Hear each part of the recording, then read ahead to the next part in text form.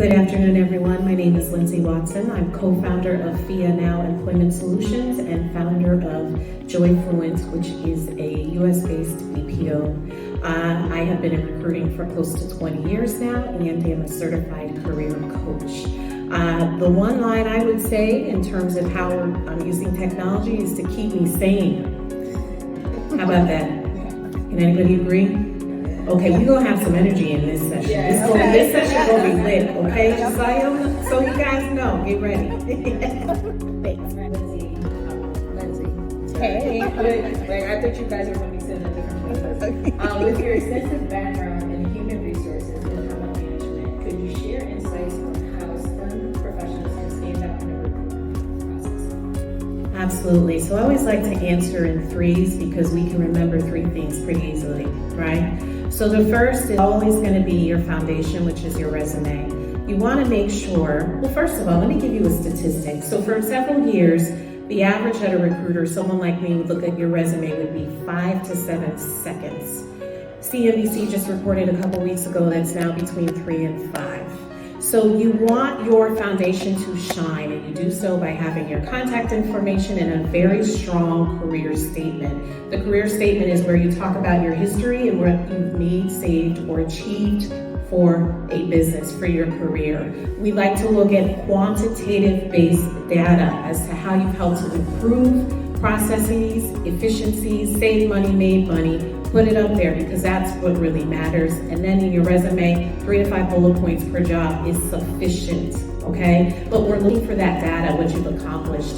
The second thing is being able to have what we call a CAP. This is a communication action plan. So you can work with a career coach or find someone that can help you to be able to clearly identify your worth and value as a STEM professional. The more you practice communicating well, the more competitive you'll be in the market. And then the third thing is practice networking. We talk a lot about mentorships. Does anyone here have a mentor? Show of hands. Do we have anyone here who has a mentor? Yes, that's great.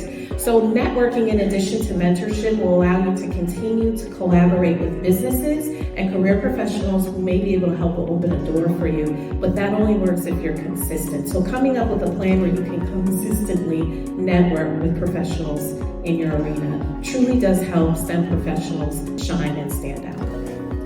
Right, so I actually want to open this up for the panelists. Is there anything specific to your industry that you would like to ask? I will say something quickly because I am not a STEM trained professional. My second business is a BPO, so we work with small businesses to set up systems and processes, and I'm self-learned. I don't even want to say self-taught. My business partner introduced me to MySpace. I know some of y'all probably weren't even born when that existed, but it's okay. And back then there was HTML code, and I just fell in love with technology.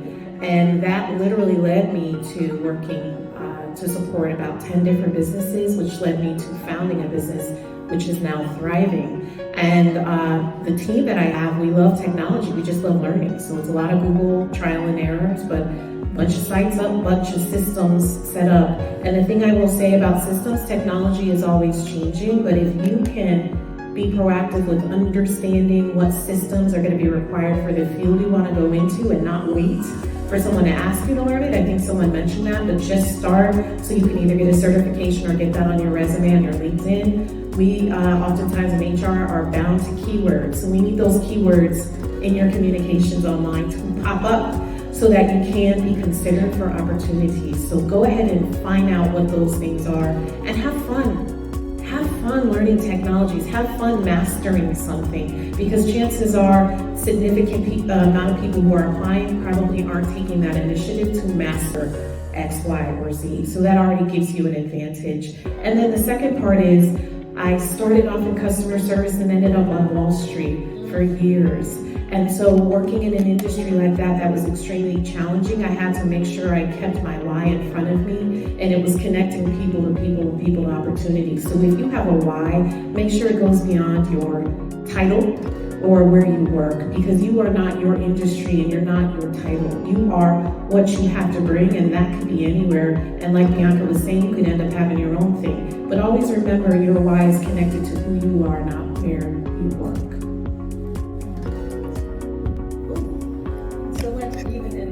Leslie, the next question actually is for you. Can you provide one example of an impactful mentorship experience within STEM and how such relationships have influenced both mentors and mentees? Sure. So I have to speak of my dad. He's Rear Admiral Tony Watson, United States Navy. Has anyone ever heard of the Centennial 7? Okay, the two people that know my dad, but the three. So, listen, it's people like my dad. He's one of the founders of the Stars and Stripes event for BEYA, one of the first BEYA winners. So it's people like him that I need to make sure we always honor, because we would not be here without him. He is the second African Americans who have made admiral in the history of the United States Navy and the first ever to have commanded submarines. And so we are blessed with 4 out of the 7 that are still alive. He is the oldest still alive. His mentorship has spread, like if you can imagine the biggest tree with thousands of branches, that's him. He's constantly pouring out to anyone who will ask any questions, and it's resulted in Ernest Smiley, Trinette, myself, so many people just being empowered to see the possibility of opportunity in different ways. So I'll use him as an example, but the theme of it is when you get a good mentor, their job isn't to tell you exactly where to go, it's just to give you multiple viewpoints so that you can make your own decisions and those decisions be effective for you and your career. So I would encourage you, if you're thinking about a mentor, make sure that there's an opportunity for you to be able to think different and see different, because there's so many people who have achieved so much. You could pull one thing from them and go and do something amazing. Yeah, I actually want everyone to kind of talk about this. What mentors and what technology helped you in your career development? Just say this is Admiral Tony Watson, who we've been talking about.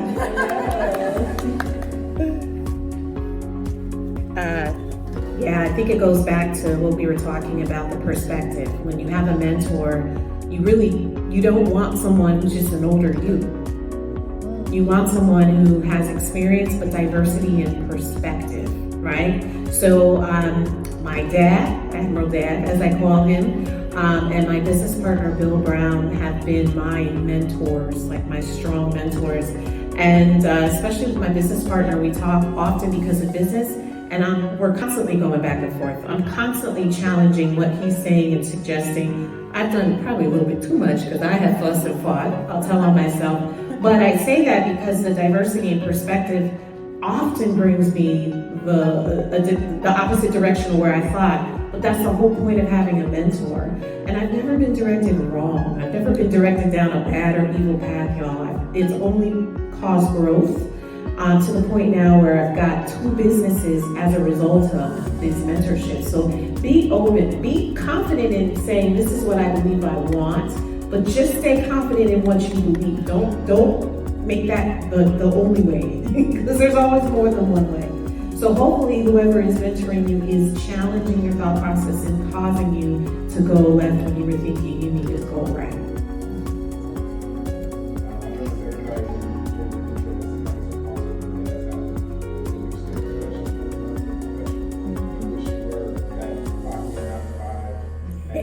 Conferences like this to get a job or never get my job, however, it's also be an entrepreneur, have a sustainable and successful business. So just want a little bit more advice and more guidance of how did you make that crossover and like what other tools and resources put that confidence to do such. Do we have any other aspiring entrepreneurs or people that own their own business?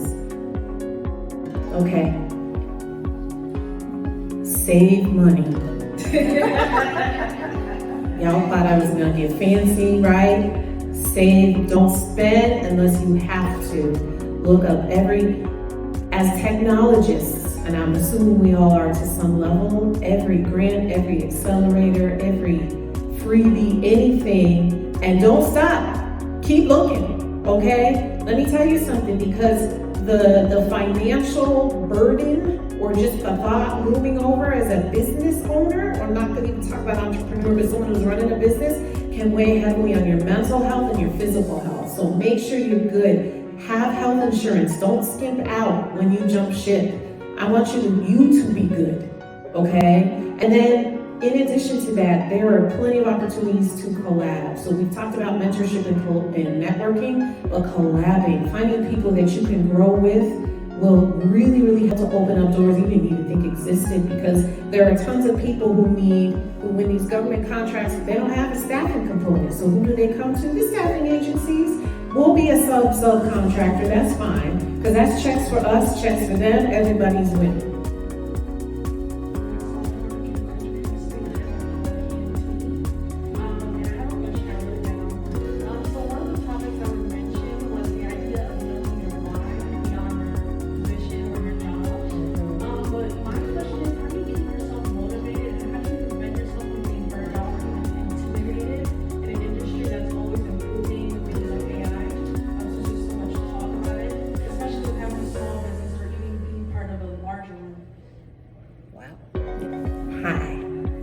Great question, and thank you for taking notes. It's great. When you're on a panel, you never know if something is speaking. I have about this big worth of business cards. Come and get one. We'll stay in touch, because what you're asking is really about sustainability, right? It's not just for today or even next week, and it may be advantageous for you, and anybody else is welcome to come give you a card too. That's why I got a big old chunk to talk with a career coach or get connected to people who can connect you. But to answer, I agree with everything Mr. Sonny was saying. For you, identifying your why may not necessarily be attached to your education or the work you do every day, right? My why is to connect people to people opportunities, but I do so 3 ways: staffing and recruiting, helping small businesses, and I'm involved in the community I live in, which is predominantly white. So my task is to help the brown folks come together. So my why can be applied to many different things that I do in my life, but it's mine, but it took me a while to figure that out.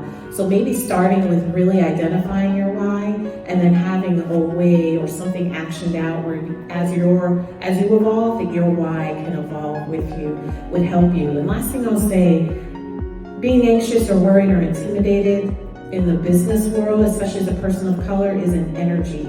Take that energy, don't be afraid of it, but take that energy and apply it to something else. So if you feel intimidated, focus on a task that you can master and become the best at that. Give yourself a goal. If you feel anxious, go for a walk, find someone you can talk to. Take that energy and transfer it so that you don't feel like you have to sit in that. You have that power to take that energy and transfer it to something good for you and your career and what your why is. So I would just say the business owner in me is thinking sales, right? How do I say this? Where you live is your community right now.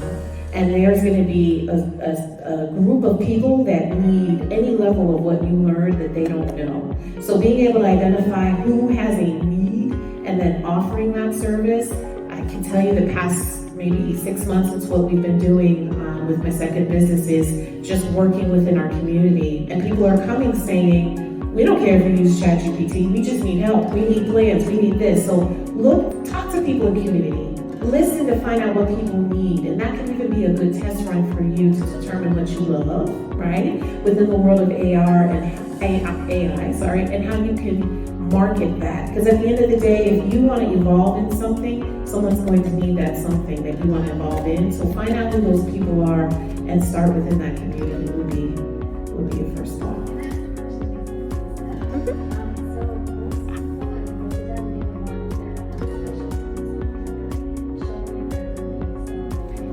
Got you.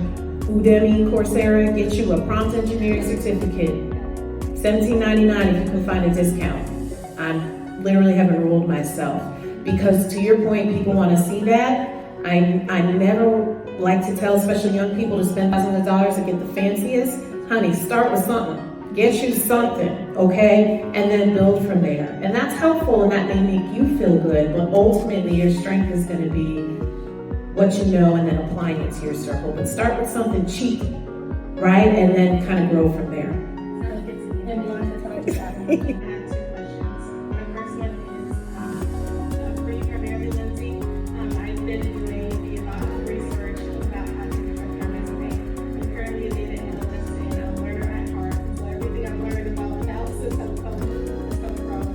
Coursera,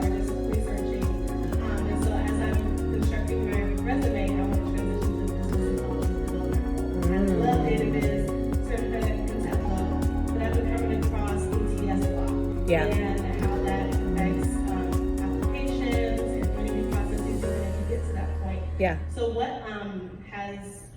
is your recommendation around ATS constructing your resume in order to transition into a similar role? So in our world, ATS stands for Applicant Tracking System, and if you guys remember us talking about how we as recruiters are often partially bound to our systems and those keywords. So you apply, it goes through an applicant tracking system like a Taleo or a Bullhorn, and it's important that you've got all the keywords in, because if we have 1,000 resumes, but we need someone who has Tableau experience, if 20 people have put Tableau on their resume, but 70 people haven't, but the other 50 didn't, there's nothing that we can do. So find a partner. Get my heart, right? I'd love to take a look at how you have everything laid out, because oftentimes it's just a matter of restructuring, but so often we know what we do and we're amazing, but sometimes we need help to understand how to communicate that and structure it in a way where you will not only show up in an ATS, but that your LinkedIn will reflect your resume, that there's a consistency in what you are saying you are and what you're saying you do. So what I would suggest is find a career coach or a resume writer who can help you. It should not be you to do the task. I'm gonna say that again. You don't have to do this alone, and if you're looking for a job or if you have a business, find a partner who can help you optimize who you are and what you're about. Oftentimes it's easier for us to see the value in others and identify it than it can be for us to look within. So that's literally why we exist. Okay? So, I know we talked about how we cover communication, presentation, and in that discussion, we talked about your program transitioning technically, and it's a very important. Are there any formal ways to develop communication better, which can help us help engineers or help anyone really in their careers? This is great. This is just the best panel ever. Can I just say, y'all, give yourselves a round of applause. And please don't leave. I want to take a group selfie with all of us, for those of you who are comfortable. But to answer your question quickly, everything Trinette said, yes. We call it a CAP, Communication Action Plan. So when it comes to people like yourself, what we do is we actually write elevator pitches for them and then have them practice it with us and with a few people in their community. The more comfortable you get communicating consistently the same thing, the easier it'll be for you to talk to Admiral Dad, to someone coming in, the year behind you. It's easy to do when you have a structure. I'm very process oriented, so we have templates. You can work with Trinette, you can reach out to me as well, and we can get you started. Would you feel comfortable just practicing a paragraph of who you are and what you're about? Do you think you'd feel more comfortable talking to anyone if you had a chance to rehearse it? Yes or no? Okay, so there you go. It's not rocket science, even though some of y'all are probably rocket science majors. It's not that when it comes to communicating. It's really just practicing and working with someone to help you write out how awesome you are, and then you practice that over and over until you get comfortable saying it in any setting.